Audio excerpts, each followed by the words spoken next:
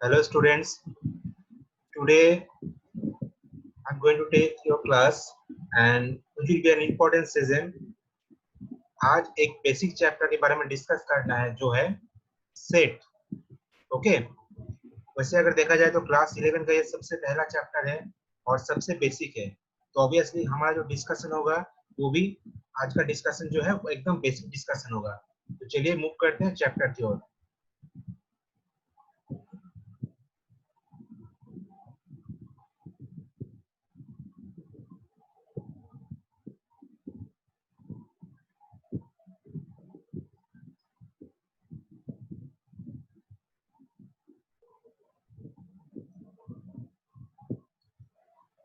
Okay, so here's the chapter name, that is the sets. Sets means it is a collection. Set असल में क्या है? Set एक collection है. और जैसे कलेक्शन के बारे में ऑलरेडी हम लोग पढ़ते आए हैं क्लास 6, 7, 8, 9 या फिर 10 स्टैंडर्ड में ऑलरेडी हम लोग पढ़ते आ चुके हैं. क्या कलेक्शन? जैसे हम लोग 6, 7 स्टैंडर्ड में पढ़े थे collection of natural number, collection of whole number, है ना? तो वैसे ही सेट एक कलेक्शन है. चलिए सबसे पहले देख लेते हैं कि एक कलेक्शन बेसिकली किस तरह का होता है. Now here you can see this is the collection. सबसे पहले आप लोगों को यहाँ पे क्या दिखाई दे रहा है? The vowels in the English alphabet. You all know that is that there are 5 vowels in the English alphabet, that is the A, E, I, O, U. Okay. Now next example is list of the prime numbers which is less than 20. Obviously it should be the 2, 3, 5, 7, 11, 13, 17, 19. Okay, and last but not the least, that is the all the factors of 15, which is 1, 3, 5 and 15 itself. Okay, तो ये हो गया कुछ collection. आप यहाँ पे आप लोग एक चीज ऑब्जर्व करोगे कि ये जो कलेक्शन है सब में कुछ ना कुछ लॉजिक है. ठीक है, इसी से बनता है हमारा सेट का डेफिनेशन.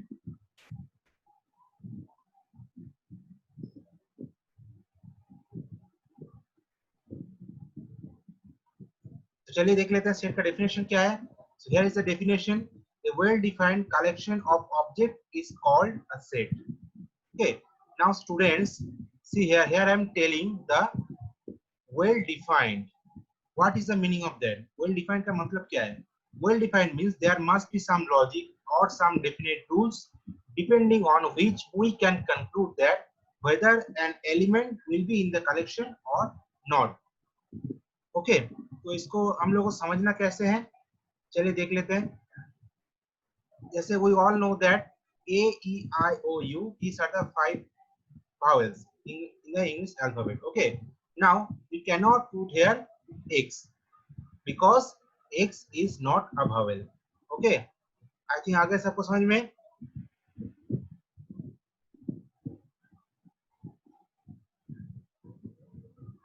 Now यहाँ पे some basic details आप लोगों को जानना पड़ेगा. That is the sets are usually denoted by the capital letters like A, C, K.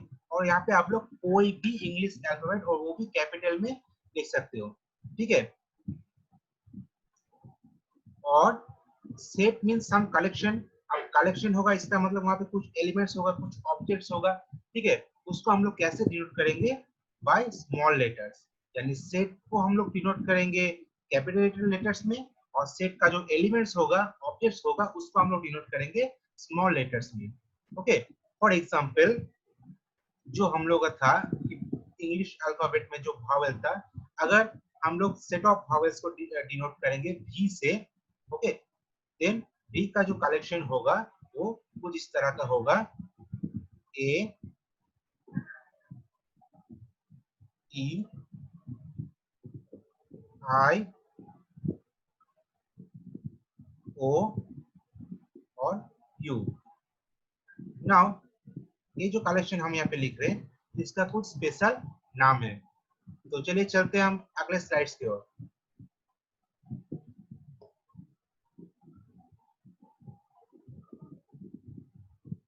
देखिए यहाँ पे आप लोगों को मिलेगा सम स्टैंडर्ड नोटेशन. अब ये क्या है? जनरली जब हम लोग सेट चैप्टर पढ़ेंगे तो यहाँ पे ऐसे हम लोगों को कुछ नोटेशन देखने को मिलेगा। Okay, first of all the n, we all know that the n means the natural number. The set of all natural number will be denoted here as capital N. Next, q, the set of all rational number. Z, set of all integer. And R, the set of all real numbers.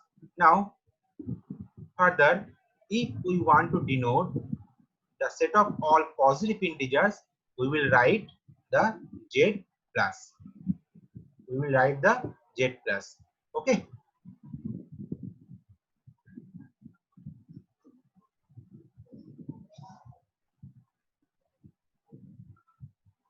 Now, the most important thing is how can we represent a set? Set को हम लोग represent कैसे करेंगे? ये एक बहुत ही important topic है। तो देखिए, आप लोग सेट को रिप्रेजेंट करने का दो तरीका है।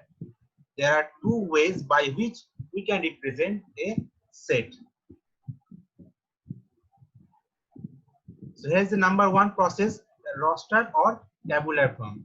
चलिए देख लेते हैं इसका बेसिक डिटेल्स। तो यहाँ पे बेसिकली क्या होता है कि all the elements are listed and obviously they will be separated by commas and enclosed within the braces. यहाँ पे कुछ एलिमेंट्स तो रह गए ऑब्वियसली, और यहाँ पे हर एलिमेंट्स जो है सेपरेट किया जाएगा by the use of common. Okay, और ये पूरा का जब पूरा कलेक्शन होगा वहां पे एक ब्रैकेट में उसको लिखा जाएगा, कर्ली ब्रैकेट में। देख लेते हैं यहाँ पे इसका example, the set of all natural numbers. Very common example, simple example, सबको आएगा समझ में। देखिए, the set of all natural numbers less than 10। ठीक है, यहाँ पे हम लोग को वो कलेक्शन लिखना है जो नेचुरल नंबर 10 से छोटा है। तो 1 2 3 4 5 6 7 8 9, these are the collection of such natural number means which is less than 10. Now here you can see, here each and every element are being separated by commas, and the full expression, the full collection, and the full collection is enclosed within the braces. And obviously the next slide will be, now यहाँ पे कुछ चीजें हैं जो हम लोग को ध्यान में रखना पड़ेगा। The order of an element in a set written in roster form is not valuable. यानी रोस्टर फॉर्म में तो हम हर एलिमेंट को एक कॉमा देके लिखते हैं, ठीक है, लेकिन यहाँ पे कौन सा एलिमेंट को कब लिखना है, उसका ऑर्डरिंग क्या होगा, इसका कोई वैल्यू नहीं है। For example A E I O U, जैसे हम लोग लिखते हैं, ए के बाद हम लोग ई को भी लिख सकते हैं, ई के बाद हम लोग ओ को भी लिख सकते हैं, ठीक है, वो भी सेम सेट को रिप्रेजेंट करेगा। बाद में लिख सकते हैं आई, और फिर से यू को लिख सकते हैं, और वैसे सेम वे में पूरा कार्ली ब्रैकेट हम लोग उसको दे सकते हैं। बट यहाँ पे कोई मैटर नहीं करता कि यहाँ पे हम लोग ए ई आई ओ यू इस ऑर्डर में लिख रहे हैं या फिर ए ई ओ आई you, means ordering not valuable here.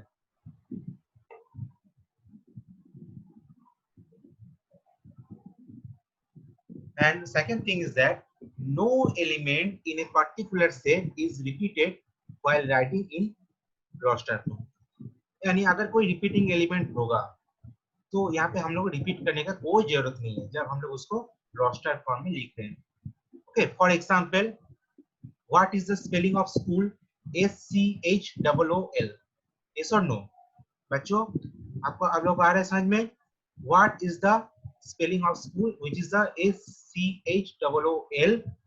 But when we are going to write this in a roster form, यहाँ पे हम लोग को O बस एक ही बार लिखना है।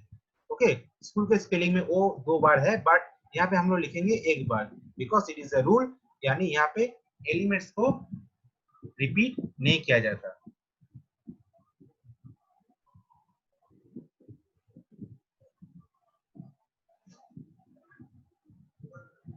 Okay, now the second process, which is the set builder form. Second process is set builder form. आप लोग यहाँ पे देखिए, यहाँ पे हम लोग करते क्या है, in this method we describe the elements of the set by small letters. Okay, after that the colon sign is given and the common property is written which is possessed by the elements of the set. अच्छा, इसका क्या मतलब हुआ? Obviously कोई set का जो element है, चाहे उसको हम लोग रोस्टर फॉर्म में लिखेंगे या फिर सेट बिल्डर फॉर्म में, elements of the set will always be written in small letter as usual. After that the colon sign is given. वहां पे उसके बाद हम लोग को एक colon sign देना पड़ेगा, एक कोलन साइन देना पड़ेगा. जैसे हम लोगों को पता है यहाँ पे ऐसे ऐसे. Now the common property will be written after that. Common property याद कीजिए आप लोग, जहाँ पे हम लोग सेट का डेफिनेशन पढ़े थे, हम क्या पढ़े थे कि set is a well defined collection of object. Means वहाँ पे जो एलिमेंट्स रहता है डेफिनेटली उसके बीच में एक कॉमन प्रॉपर्टी रहता है, जो कॉमन प्रॉपर्टी हम लोग को मेंशन करना पड़ेगा but after giving a colon sign. Next example आप लोग देख लेते हैं. Set of vowels can be expressed in set builder form as भी. यहाँ पे एज यूजुअल कैपिटल लेटर में लिखा गया है. सेट को रिप्रेजेंट करने का तरीका, कैपिटल लेटर में हम लोग डिनोट करते हैं सेट को. Okay, and with in the braces हम लोग क्या लिख रहे हैं, वाई. वाई यहाँ पे एज रिप्रेजेंट कर रहे हैं किसको, the set of all vowels को. और वो कॉमन प्रॉपर्टी देखिए, यहाँ पे y का प्रॉपर्टी क्या है, y is a vowel in English alphabet. इसका मतलब है कि y यहाँ पे रिप्रेजेंट कर रहा है a e i o u. Okay, इसी चीज को ये y रिप्रेजेंट कर रहा है. Second example is that set of whole numbers lies between 2 and 10 can be expressed in set builder form as, suppose capital A, we have given the name here capital A equal to x, where x is a whole number and 2 less than x less than 10. Okay, means यहाँ पे अगर हम लोग इसको roster form में लिखते हैं तो हम लोग को हर चीज मेंशन करना पड़ता है कि वो कौन सा नेचुरल नंबर, कौन सा होल नंबर है जो 2 और 10 के बीच में रहता है, यानी 3 4 5 6 7 8 एंड 9. तो as we are writing this in a set builder form, so here we are writing the common property. x वो नेचुरल नंबर, वो होल नंबर है जो 2 और 10 के बीच में रहता है. तो ये था हमारा बेसिक डिस्कशन. अगले क्लास में हम लोग डिस्कस करेंगे सबसेट क्या होता है. ठीक है, सबसेट क्या होता है और different types of set, empty set, finite set और इनफाइनाइट सेट के बारे में डिस्कस करेंगे. तब तक आप लोग इसको प्रैक्टिस करते रहिए.